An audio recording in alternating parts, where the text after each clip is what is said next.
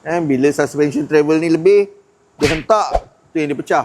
Dia bukan pasal dia reput ke apa, dia sebab dia dah kena hentak. Assalamualaikum, salam sejahtera. Kita kembali semula ke Transmatic Autobands. Okey, di belakang saya sini kita ada satu kereta CLA 180. Okey, kereta ni customer dia datang, dia komplain lah, dia punya handling dengan kontrol tak selesa dah. Customer ni dia dah pakai kereta ni dah 10 tahun. Dia suruh kita check dan kita advise lah. So kita check, apa yang kita jumpa, dia punya suspension dia dah haus dan lusuh. Kita tengok dia punya suspension macam mana. Okey, ini suspension asal dia lah, yang dah haus dan lusuh. Dia punya suspension travel dia sepatutnya sikit je, tapi dia dah tu habis. Dia dah tak ada damping force, so dia tak boleh naik lagi lah. So dia dah leaking, dia punya gas dia semua dah tak ada lah. So dia dah memang dah haus lah, kan, dah lusuh habis. So too much suspension travel, dia turun sampai habis, sampai dia punya ni pun pecah. Okey, bounce stopper ni kalau kita tengok kan, kalau dia pecah, that means dia punya suspension travel dia dah melebihi lah daripada standard dia lah. So maksudnya dia dah weak lah.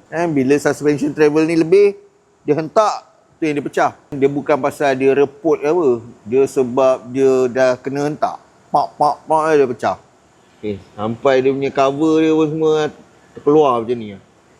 Kita advise kat customer lah, replace. So customer agree, dia pun dah pakai 10 tahun. Dia replace lah satu set suspension depan lah, okay, dengan mounting, dengan cover ni semua, dia replace lah. Sekarang ni kita dah ada dah dia punya parts yang baru lah, dah sampai untuk kita nak compare lah dengan yang lama lah. Ini yang lama tadi, okay, tengok dia dah nak naik pun dah tak boleh dah.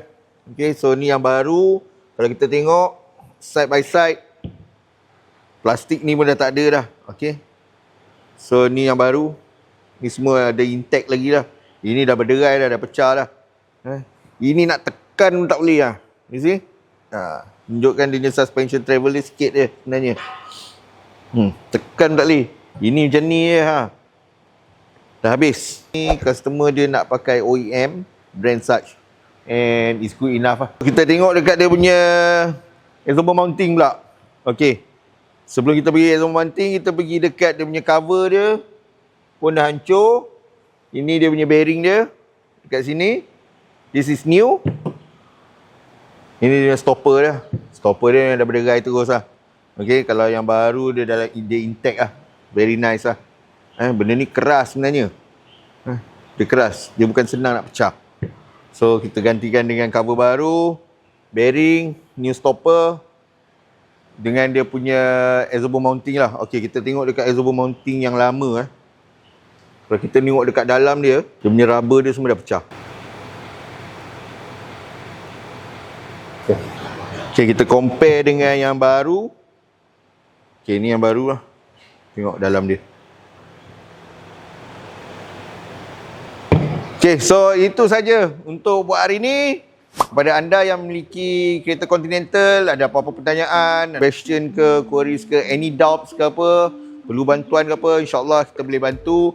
Contact je kami. Kami Transmatic Autobands berada di Putrajaya, berdekatan dengan Cyberjaya dan Putrajaya.